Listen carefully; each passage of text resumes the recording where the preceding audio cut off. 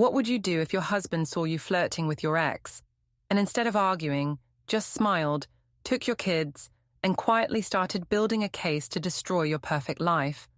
Before we dive deeper into this story, I have one small request.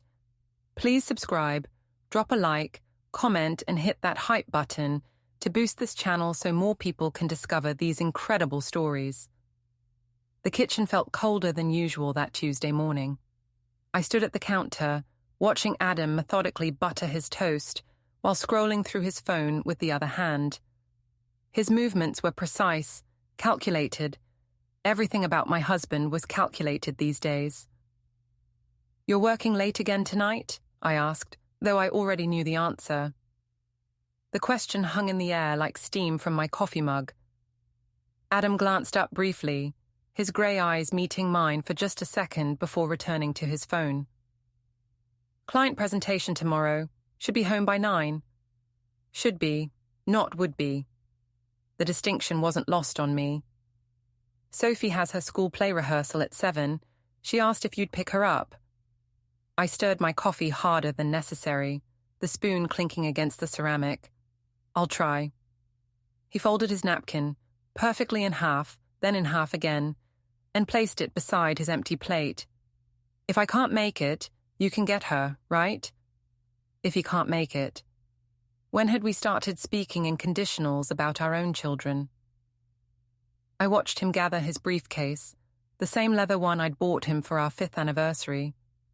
Back when I thought we'd have 20 more anniversaries ahead of us.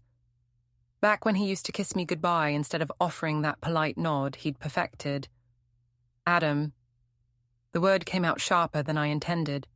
He paused at the doorway, hand on the frame. "Yeah? Do you ever think about us anymore? About what we're doing here?" For a moment, something flickered across his face. Something that might have been sadness, or maybe just fatigue. "I think about us all the time, Elise." Then he was gone, leaving behind the faint scent of his cologne and the sound of his car starting in the driveway. I stood there, holding my coffee, wondering when thinking about us had become separate from actually talking to us. My phone buzzed against the counter. "Mom." "Morning, sweetheart. How are things?" I could hear the carefully modulated concern in Linda's voice. My mother had a way of asking innocent questions that weren't innocent at all. "Fine, Mom. Just getting the kids ready for school." "And Adam? Still working those long hours?" There it was. The probe disguised as casual interest. "He's busy with a big presentation." That non-committal sound that somehow conveyed volumes of disapproval. "You know, your father never missed my important events, even when the factory was running 3 shifts. It's different now, Mum. His job is more demanding." "Is it? Or is he just using work as an excuse to avoid being present?" I closed my eyes. "Mum, please, it's too early for this." "I'm just saying, honey, a marriage needs attention, like a garden. You can't just water it once a week and expect it to bloom." After she hung up, I found myself staring at Adam's study door. It was closed, as always. When had he started locking it? I tried the handle, definitely locked. Through the gap under the door, I could see papers scattered across his desk, neat stacks that hadn't been there yesterday. What was he working on that required such secrecy? The smell hit me then, that sharp chemical scent of toner from the printer. Fresh copies of something. At 7 in the morning, he'd been printing documents before making his perfectly buttered toast. My phone buzzed again. This time, the name on the screen made my stomach flutter in a way I hadn't felt in months. Liam. "Hey, stranger. Heard through the grapevine you'll be at Mom's birthday party next weekend. Looking forward to catching up." I stared at the message for a long moment. Liam Morrison, my ex from college, now apparently back in town, and somehow invited to my mother's 60th birthday celebration. Mom had always loved Liam, said he had real passion, unlike certain other people in my life. I typed and deleted 3 different responses before settling on, "Should be fun to see everyone again." His reply came instantly. "Can't wait to see you. It's been too long." Something warm spread through my chest, a feeling I'd almost forgotten existed. When was the last time someone had said they couldn't wait to see me? When was the last time Adam had looked at me like I was something worth waiting for? I heard Sophie's footsteps on the stairs, followed by Max's heavier stomping. Time to shift into mum mode, to pack lunches and find missing homework, and pretend that everything in our perfectly organized suburban life was exactly as it should be. But as I moved through the morning routine, my mind kept drifting back to that locked study door, to the scent of fresh toner, and to a text message that made me feel alive in ways I'd forgotten were possible. What harm could there be in catching up with an old friend? The coffee shop downtown buzzed with the usual Wednesday afternoon crowd.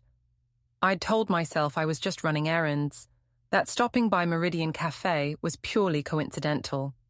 The fact that Liam had mentioned he'd be working nearby this week was completely unrelated to my sudden need for their specific brand of vanilla latte.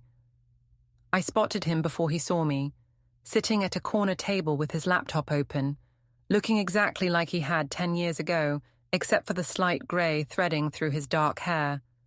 Still that easy smile, still that way of making everything around him seem more interesting.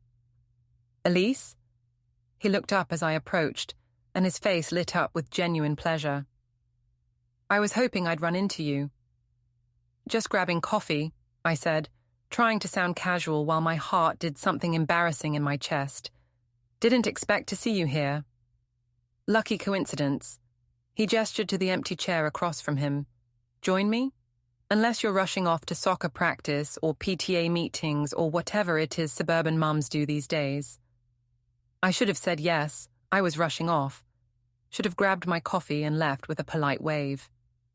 Instead, I found myself sliding into the chair, setting my purse on the small round table between us.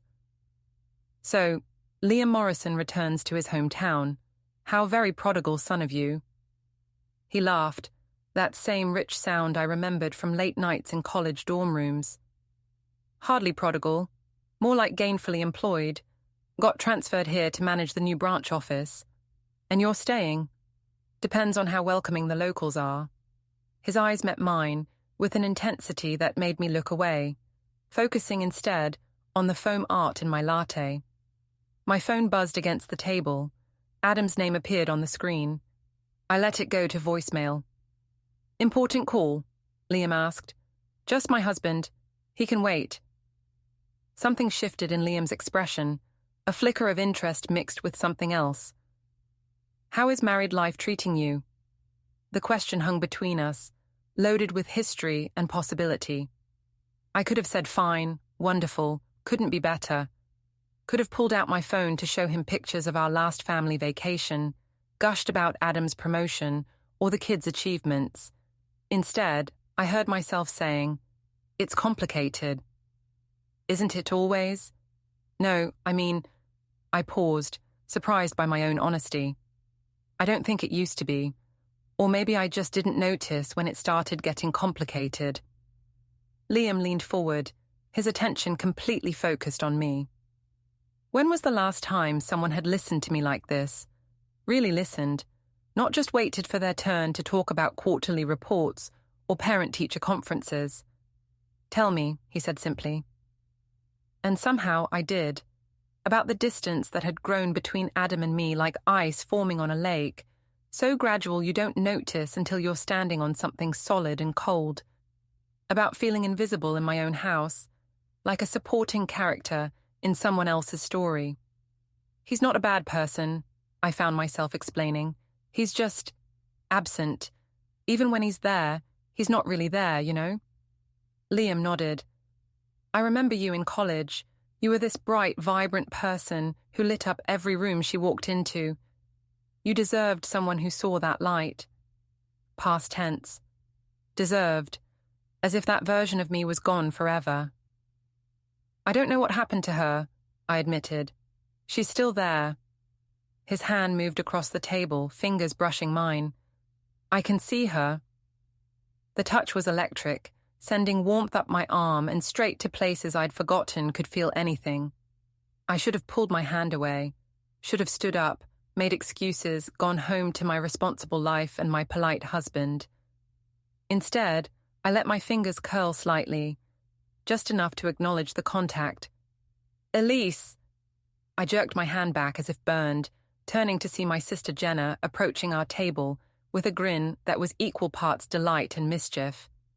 I thought that was you, and Liam Morrison. My God, you haven't aged a day. Liam stood to hug her, and I used the moment to check my phone. 2 missed calls from Adam, 1 voicemail. The guilt twisted in my stomach, but not enough to make me leave. We were just catching up, I said, aware of how defensive I sounded. I bet you were. Jenna's eyes sparkled with the same look she'd had when we were kids, and she'd caught me sneaking cookies before dinner. Mum's going to be thrilled to see you at the party, Liam. Looking forward to it, though I have to admit I'm a little nervous about facing Linda after all these years. Oh, please, she still talks about you. Remember when Liam brought me those roses for Mother's Day? Remember how he always helped with the dishes? Jenna's impression of our mother was spot on. I felt my cheeks burn. It was true. Mom had never quite gotten over Liam, had never quite understood why I'd chosen Adam instead, with his quiet stability and careful planning. Well, I should let you 2 get back to your catching up. Jenna winked at me. But Elise, we should definitely get together before the party. I want to hear everything. After she left, the air between Liam and me felt charged with possibility and danger. Your sister seems to approve, he said, settling back into his chair. Jenna approves of anything that shakes up the status quo. And what about you? Do you ever want to shake things up? His question hung between us as my phone buzzed again. This time it was a text from Adam. Missed your call. Everything okay? Meeting running late. We'll call later. I stared at the message. No concern about why I hadn't answered. No urgency to connect. Just a polite update, like something he'd send to a colleague. Sometimes, I said, looking back at Liam, sometimes I think about what life would be like if I made different choices. It's not too late to make new ones. The word sent a thrill through me that I hadn't felt in years. When had Adam last made me feel like I had choices, like I was someone worth choosing? My phone buzzed with another text. This one from Jenna. Girl, Adam would die if he saw you right now. You're glowing. I sent back a winking emoji before I could think better of it. I should probably go, I said, but made no move to leave. Probably, Liam agreed, but his smile suggested he hoped I wouldn't. The party's this Saturday. Mom rented the community centre, the whole 9 yards. I'll be there. Save me a dance? The question was innocent enough, but the way he asked it, with that slight smile and direct eye contact, made it feel like a promise of something more. We'll see, I said, but we both knew what that meant. As I drove home, my phone rang. Adam. Hey, sorry I missed your calls earlier. I was having coffee with Jenna.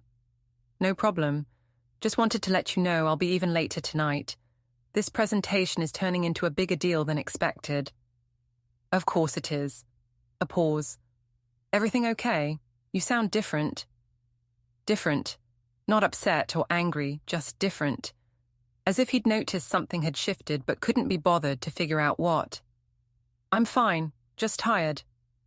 Okay, I'll try not to wake you when I get home. After he hung up, I sat in my car in our driveway, looking at our house with its perfect lawn and matching shutters. Inside, Sophie and Max were probably doing homework at the kitchen table, maybe wondering where I'd been. My phone buzzed with a text from an unknown number, but I knew who it was before I opened it. Thanks for the coffee and conversation. Looking forward to Saturday. L. I stared at the message for a long moment before typing back, me too. Then I deleted both messages and went inside to make dinner for my family, trying to ignore the way my heart was still racing from a simple touch across a coffee shop table. Saturday arrived grey and drizzling, the kind of weather that made everything feel muted and uncertain. I stood in front of my bedroom mirror, changing outfits for the 3rd time, while Adam sat on the bed, tying his shoes with his usual methodical precision. The blue dress looks fine, he said without looking up. Fine. Not beautiful, not stunning. Fine. I smoothed the fabric over my hips, checking my reflection one more time.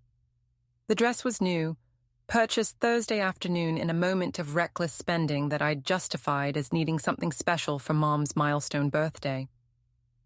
"Kids are ready," I asked. "Loaded in the car 10 minutes ago." Adam stood, straightening his tie. "We should go. Your mother specifically requested we arrive early to help with setup." Of course she had. Linda Morrison, she'd kept Dad's name after he died, believed that family events required military-level coordination. And somehow, despite having 2 daughters, she always assigned the heavy lifting to Adam. The community center buzzed with controlled chaos when we arrived. Mom stood in the center of it all, directing traffic like a general commanding troops. She spotted us immediately. "There you are. Adam, darling, could you help move those tables? And Elise, the flowers need arranging. Oh, and guess who RSVP'd yes at the last minute?" I knew before she said it. "Liam Morrison. Can you believe it? After all these years, I was so hoping he'd make it." Adam's hand stilled on the table he was moving. "Liam Morrison. Elise's friend from college," Mom said brightly. "Such a lovely boy, always so charming and attentive." I busied myself with the flower arrangements, avoiding Adam's gaze. "It'll be nice to see him again." That was all Adam said, but something in his tone made me look up. He was watching me with an expression I couldn't quite read. The next 2 hours passed in a blur of decorations and catering setup. Sophie and Max ran around with their cousins, high on sugar and excitement. Jenna arrived with her latest boyfriend, a tattoo artist named Derek, who looked uncomfortable in his button-down shirt. "Has he shown up yet?" she whispered, appearing at my elbow as I arranged napkins. "Who?" "Don't play dumb. Your coffee shop boyfriend." "He's not my—" I started, but stopped as the door opened and Liam walked in. He looked incredible. The years had been kind to him, adding character without diminishing his appeal. He wore a charcoal grey suit that fit him perfectly, and when he smiled, I felt that same flutter in my stomach that had ambushed me at the cafe. "Liam!" Mom's voice carried across the room as she rushed to greet him, arms outstretched like he was a returning war hero. I watched him charm my mother, complimenting her dress and the decorations, presenting her with a bouquet of white roses, her favorite, the same gesture that had won her over 20 years ago, still effective. "Elise," he appeared beside me while I was refilling the punch bowl. "You look beautiful." "Thank you." I could feel the heat in my cheeks. "You clean up pretty well yourself. Save room on your dance card for me." Before I could answer, Adam materialized on my other side. "You must be Liam." His voice was perfectly polite, perfectly controlled. "I'm Adam, Elisa's husband." The 2 men shook hands, and I found myself studying their faces, looking for signs of tension or competition. Adam's expression remained neutral, professional. Liam's smile was easy, confident. "Congratulations on landing such an amazing woman," Liam said. "You're a lucky man." "I am," Adam agreed. "Very lucky." Something in his tone made me glance at him, but his face revealed nothing. The party officially started at 7, and by 8, the community center was packed with 3 generations of family and friends. The music was loud, the conversation louder, and the wine flowing freely. I lost track of Adam somewhere between Uncle Robert's fishing stories and Cousin Marie's update on her divorce proceedings. When I spotted him again, he was sitting at a corner table with Sophie on his lap, both of them watching the dance floor with identical expressions of quiet observation. "Come on, Elise." Jenna grabbed my hand, pulling me toward the music. "This is Mom's favorite song." The dance floor was crowded with couples and groups, everyone laughing and moving to the classic rock that Mom insisted was real music, not like that electronic noise. I found myself swept into the celebration, dancing with my sister, then with Uncle Robert, then with Derek, who turned out to have surprisingly good rhythm. "May I cut in?" Liam appeared beside us, and Derek stepped back with a grin. "All yours, man." And suddenly, I was in Liam's arms, swaying to a slower song that the DJ had mixed in. His hand was warm on my lower back, his other hand holding mine with just the right amount of pressure. "This brings back memories," he murmured near my ear. "Good ones, I hope." "The best." We moved together easily, naturally, like we'd been dancing together for years instead of decades apart. I could smell his cologne, feel the solid warmth of his chest against mine. When he spun me out and back in, I laughed, in a way I couldn't remember doing in months. "You should do that more often," he said. "What?" "Laugh like that. You light up the whole room." The song ended, but neither of us stepped away immediately. His hands lingered on my waist, mine on his shoulders. For a moment, the crowded room faded away, and it was just us, just this feeling of being seen and appreciated and desired. "Elise, come here, honey," Mom's voice cut through the moment. "I want to get pictures." I stepped back reluctantly, smoothing my dress. "Duty calls." "Go, I'll be here." The next hour passed in a whirl of photos and conversations and more dancing. Liam seemed to be everywhere, chatting with my aunts, playing with the kids, helping clear plates. Every time I caught his eye across the room, he smiled, and I felt that warm flutter again. "He's really something," Jenna said, appearing beside me as we watched him teach Sophie how to do the twist. "Reminds me why you were so crazy about him." That was a long time ago. Was it? Because you've been glowing all night, and it's not from the punch. I started to protest, but she was right. I did feel different tonight, more alive, more like myself than I had in years. The DJ announced the last dance, a slow ballad that sent couples drifting toward the floor. I looked around for Adam, planning to fulfill my wifely duty, but he was nowhere to be seen. "Looking for someone?" Liam appeared beside me. "My husband. We should probably dance with me instead." It wasn't really a question. I hesitated for exactly 3 seconds before taking his offered hand. This time, we danced closer. His arms encircled me completely, my head resting against his shoulder. I could feel his breath in my hair, the solid warmth of his body against mine. When his hand moved lower on my back, I didn't pull away. "I missed this," he whispered. "Missed you." "Liam, I know you're married, but I can't pretend I don't feel this." His words sent heat through my entire body. When had Adam last told me he missed me? When had he last held me like I was something precious? The song ended too soon, but we stayed locked together for a moment longer than appropriate.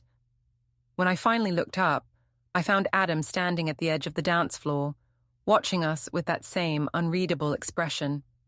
Our eyes met across the room. He didn't look angry or hurt, just observant, like he was filing away information for later use. Then he smiled. Not a happy smile, not a sad smile. Just a small, knowing curve of his lips that made something cold settle in my stomach. "We should go," he said, appearing beside us so quietly I jumped. "It's getting late and the kids are tired." "Of course." I stepped back from Liam, suddenly aware of how we must have looked. "Liam, it was wonderful seeing you again." "Likewise." He shook Adam's hand again. "Thank you for sharing your wife for a few dances." "My pleasure," Adam said, and something in his tone made me look at him sharply. As we gathered the kids and said our goodbyes, I noticed Adam's phone buzzing in his jacket pocket. He pulled it out, glanced at the screen, and I caught a glimpse of what looked like a sticky note attached to the back. "Bring forms." "Work?" I asked. "Just a reminder." He peeled off the note and tucked it into his wallet.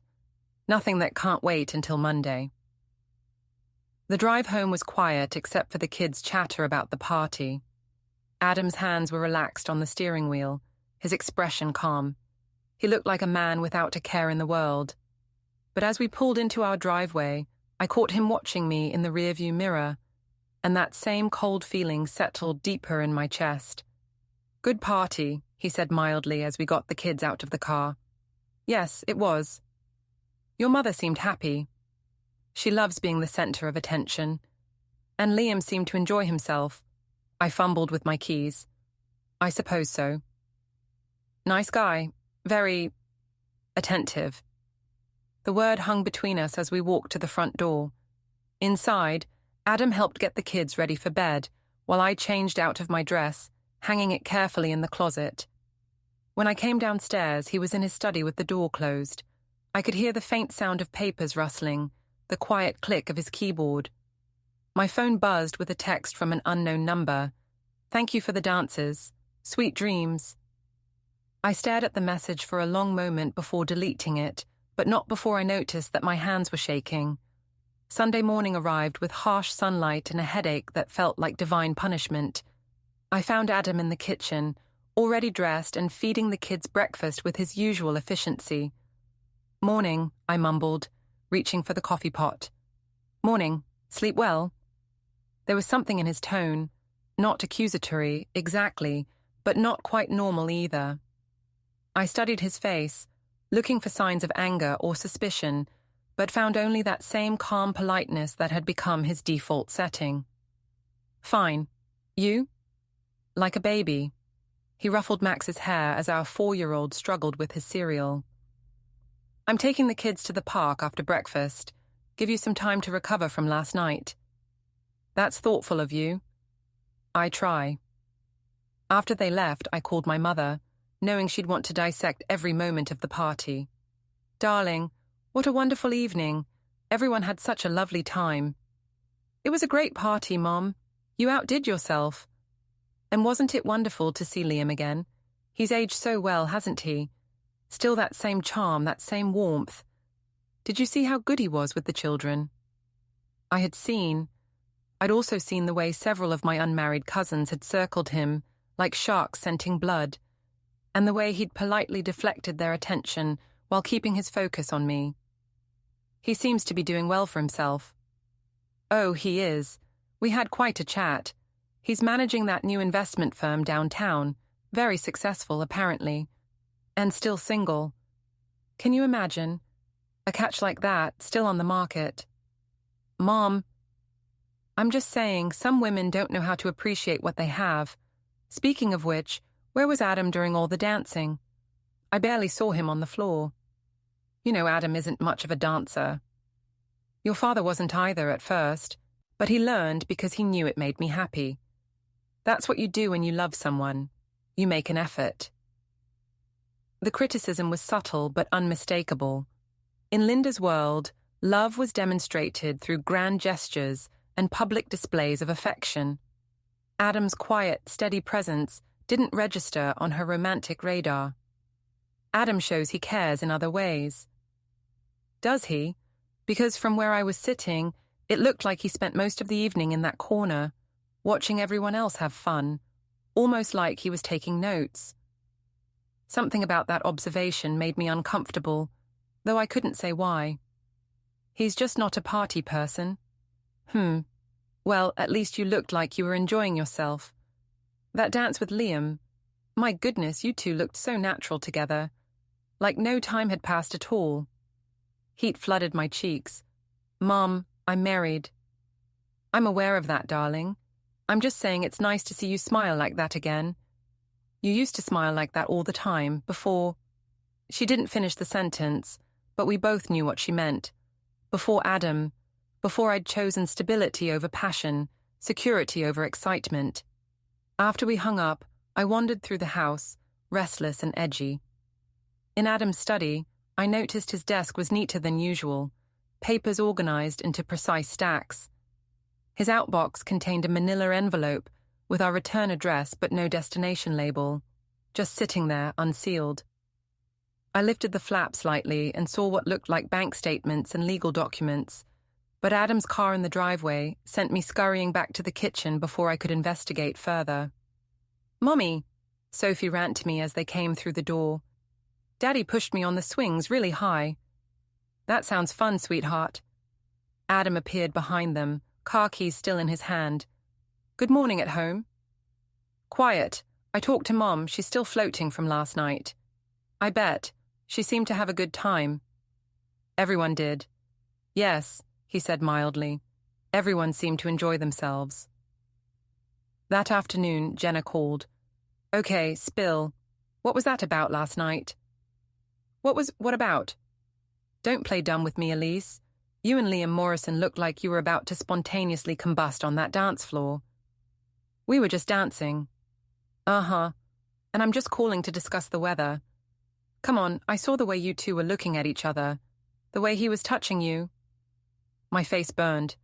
It wasn't like that. Wasn't it? Because half the family was talking about it. Aunt Carol said she hadn't seen you look that happy in years. That's ridiculous. Is it? When was the last time Adam made you feel like that? The question hit too close to home. Adam is a good husband and father.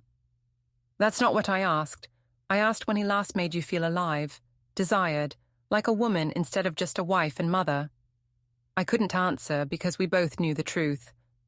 Look, Jenna continued, I'm not saying you should do anything stupid, but maybe this is a wake-up call.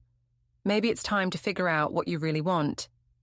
That evening, Adam and I went through our usual routine: dinner, kids' baths, bedtime stories. He was attentive and helpful, the model husband and father. But there was something different about him, a watchfulness I hadn't noticed before. Everything okay? I asked as we cleaned up the kitchen. Fine. Why? You seem, I don't know, distracted. Just thinking about work. Big week ahead. He disappeared into his study again, closing the door behind him. Through the thin wall, I could hear the faint sound of his voice, talking to someone, though I couldn't make out words. My phone buzzed. A text from an unknown number. Hope you had a good day. Can't stop thinking about last night. I stared at the message, my heart racing. I should delete it, should block the number, should march into Adam's study and confess everything. Instead, I typed back, "Me too." The response came immediately. "Have coffee with me this week. I'd love to see you again." This was dangerous territory. I knew it, recognized it, understood exactly what I was risking. "I'll think about it," I replied, but we both knew I'd already decided. The week passed in a strange haze of normalcy punctuated by moments of electric anticipation. Adam went to work, I managed the household, the kids attended school and activities. On the surface, everything appeared exactly as it should. Underneath, I felt like I was vibrating at a frequency only I could hear.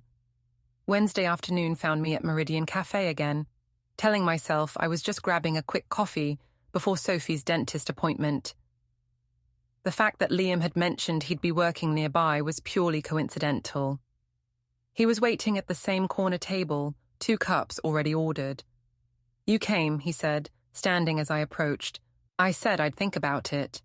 "And?" "I thought about it." His smile was warm and knowing. "I'm glad your thinking led you here." We talked for an hour about everything and nothing. His work, my kids, shared memories from college, books we'd read, places we'd traveled. It was the kind of conversation I used to have with Adam, back when we still talked about things that mattered.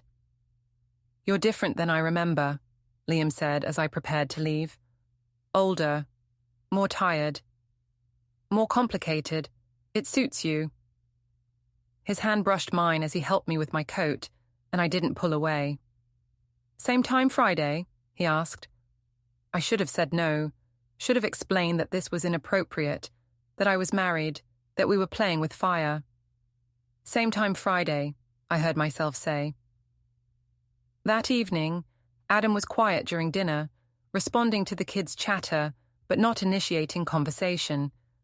When I asked about his day, he gave generic answers: meetings, presentations, client calls. "You seem distracted lately," I ventured as we loaded the dishwasher. "Do I? Sorry, just a lot on my mind." "Anything you want to talk about?" He paused, a plate halfway to the rack. For a moment I thought he might actually open up, might bridge the gap that had grown between us. "Nothing that can't wait," he said instead. After the kids were in bed, I found him in his study with the door ajar, unusual for him. His desk was covered with manila folders, and I could see what looked like bank statements and legal documents spread across the surface. Spring cleaning? I asked from the doorway. He looked up, and for just a second I saw something flicker across his face. Surprise, maybe, or calculation. Just organizing some files. Nothing exciting. Need any help? No, I've got it handled.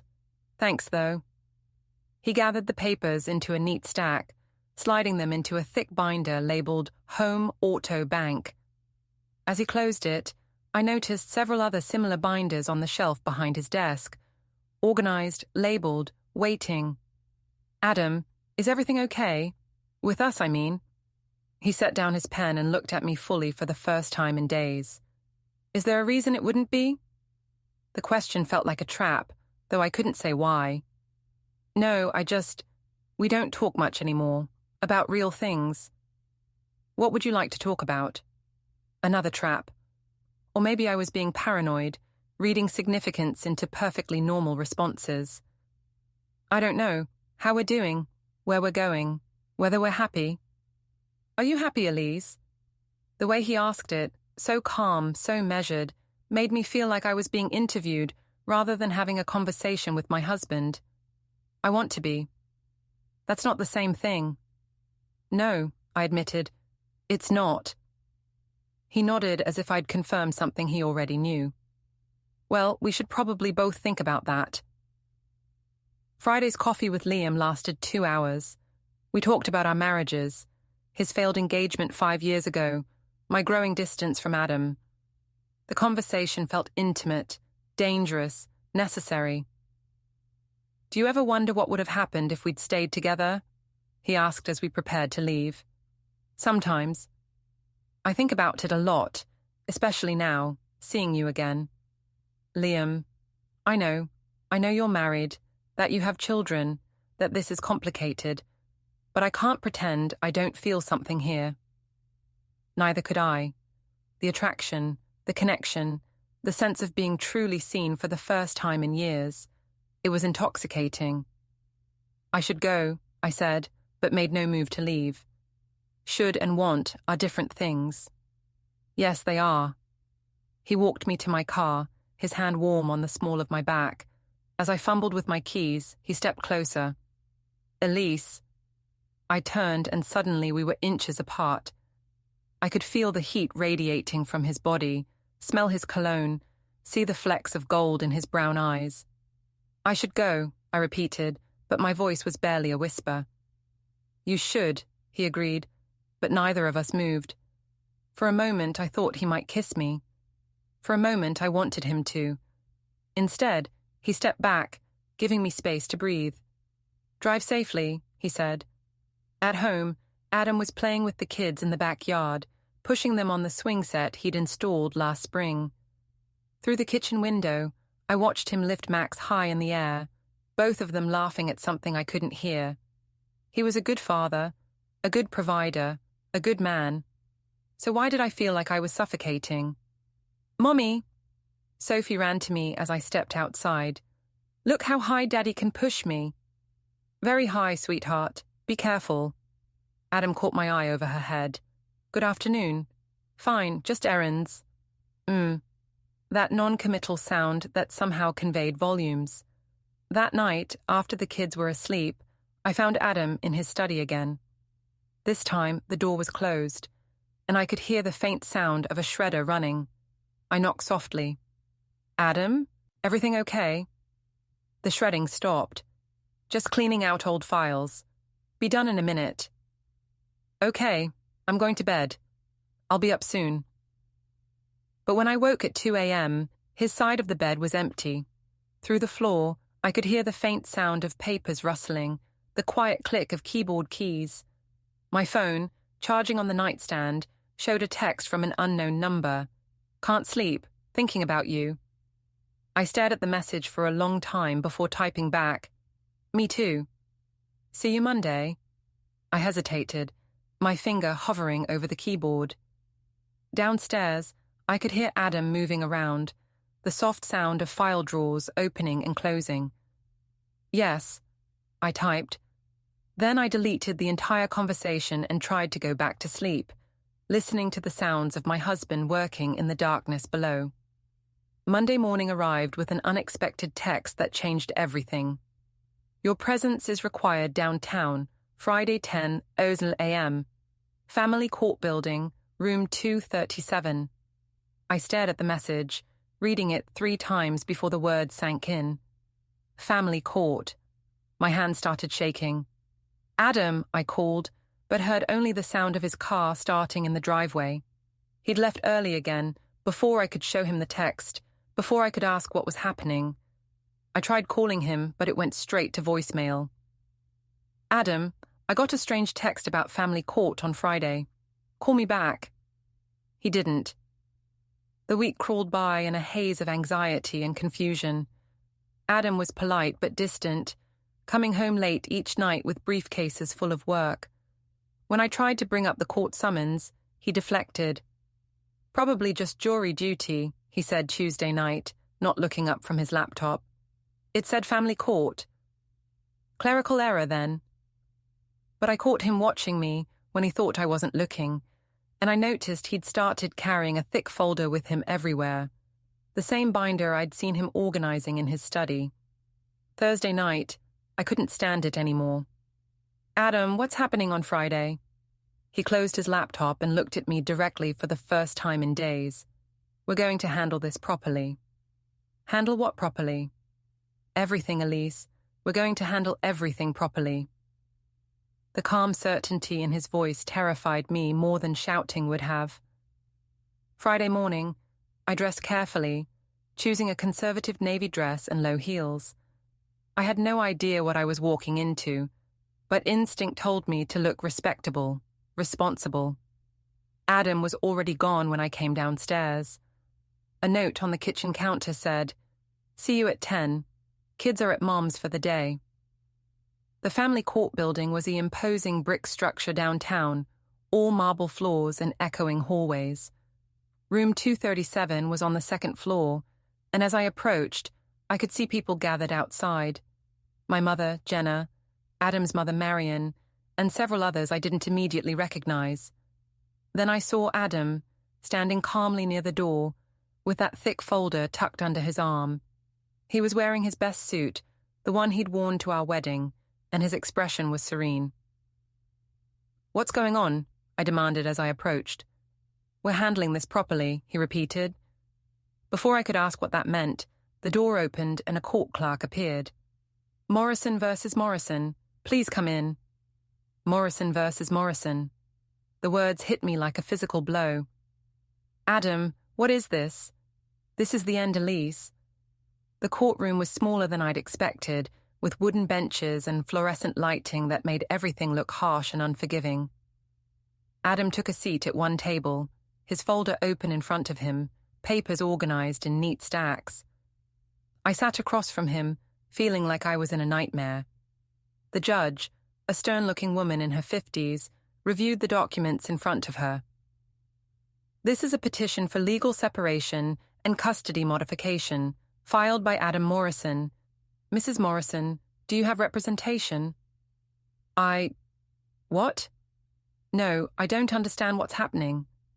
"Your husband has filed for legal separation, citing irreconcilable differences and requesting primary custody of the minor children. He's provided substantial documentation supporting his petition." I turned to stare at Adam. "You're divorcing me." "I'm protecting our children," he said quietly. "Mr. Morrison, please present your evidence." Adam stood and opened his folder. What came out made my blood turn to ice. Bank statements showing cash withdrawals I couldn't account for. Credit card bills for the coffee shop where I'd been meeting Liam. Phone records highlighting calls and texts to unknown numbers. Photos. When had he taken photos? Of me at the cafe, of me dancing with Liam at the party, of moments I thought were private. "Your Honor, my wife has been conducting an extramarital affair for the past several weeks. She's been deceptive about her whereabouts, dishonest about her activities, and has shown a pattern of putting her personal desires above the welfare of our children." "That's not true." I stood up, my voice echoing in the small room. "We just had coffee. We talked." "Mrs. Morrison, please remain seated," the judge said calmly. Adam continued as if I hadn't spoken. I have documentation of multiple secret meetings, financial irregularities, and witness statements regarding inappropriate public behavior. He handed a stack of papers to the clerk. I caught glimpses of signed statements from family members who'd been at the party, from people at the cafe, from neighbors who'd apparently been watching more closely than I'd realized. Furthermore, Your Honor, Mrs. Morrison has shown increasingly erratic behavior, including neglecting household responsibilities and lying to family members about her activities. I never neglected anything. But even as I said it, I remembered the dinners I'd been late preparing, the laundry that had piled up, the school forms I'd forgotten to sign. Mr. Morrison, what are you requesting? Primary custody of our children, with supervised visitation for Mrs. Morrison until she can demonstrate stability. I'm also requesting temporary spousal support be waived, given the circumstances. The room was spinning. This couldn't be happening. This wasn't how marriages ended, not with folders full of evidence and court proceedings and legal terminology. Mrs. Morrison, do you wish to respond to these allegations? I opened my mouth, but no words came. What could I say? That I'd been unhappy, that I'd felt neglected, that I'd been flattered by another man's attention, that I'd never actually cheated, just thought about it. It was just coffee, I whispered. Your Honor, Adam said, his voice still maddeningly calm, I'd like to present additional evidence. He pulled out his phone and pressed play. My own voice filled the courtroom. I don't know what happened to her. I don't think it used to be complicated. He's just absent. My conversation with Liam at the cafe, somehow recorded, played back for everyone to hear. My complaints about Adam, my admissions of unhappiness, my obvious attraction to another man. How did you... I started. I've been documenting everything for weeks, Elise. Every lie, every secret meeting, every moment you chose someone else over our family. The judge reviewed the evidence methodically. Bank records, phone logs, photographs, witness statements, audio recordings, a complete picture of a woman who'd been living a double life. Based on the evidence presented, I'm granting Mr. Morrison's petition for legal separation. Primary custody of the minor children will remain with Mr. Morrison, with Mrs. Morrison granted supervised visitation every other weekend, pending a full custody evaluation. No, I jumped to my feet. You can't take my children. Mrs. Morrison, please. This isn't fair. I never did anything wrong. We just talked. But even as I protested, I knew how it looked. How I looked. A woman who'd been sneaking around, lying to her family, emotionally cheating, if not physically. Adam gathered his papers calmly, efficiently. The children's belongings are packed and ready. They'll remain at my mother's house until we can make more permanent arrangements. Adam, please. We can work this out. We can go to counseling. We can... No, Elise, we can't. He stood and walked toward the door, pausing only to look back at me one last time. I tried to love you enough for both of us, but you can't build a marriage on one person's effort. Then he was gone, leaving me standing in an empty courtroom, surrounded by the wreckage of my carefully constructed life. Outside in the hallway, I could see my family gathered around Adam, my own mother hugging him, telling him how sorry she was, how she'd always known I was making a mistake. Jenna approached me cautiously. Elise, are you okay? He took my children, I whispered. Maybe this is for the best. Maybe you both need some space to figure things out. But I could see in her eyes that she thought I'd gotten exactly what I deserved. As I walked through the courthouse lobby, I could feel everyone staring, whispering. The woman who'd thrown away her marriage for a few cups of coffee. The mother who'd lost her children because she couldn't appreciate what she had. My phone buzzed. A text from Liam. Heard what happened. I'm so sorry. Call me if you need anything. I stared at the message for a long moment, then deleted it. Then I deleted his number. Then I walked out into the bright afternoon sunlight, alone for the first time in 10 years. finally understanding that some choices can't be undone, some trust can't be rebuilt, and some consequences are exactly as permanent as they appear. Adam had been right about one thing. He'd handled it properly, quietly, methodically, completely, and I had lost everything. Don't forget to hit like, subscribe, and turn on the bell so you don't miss the next story. Write in the comments from which city you are watching.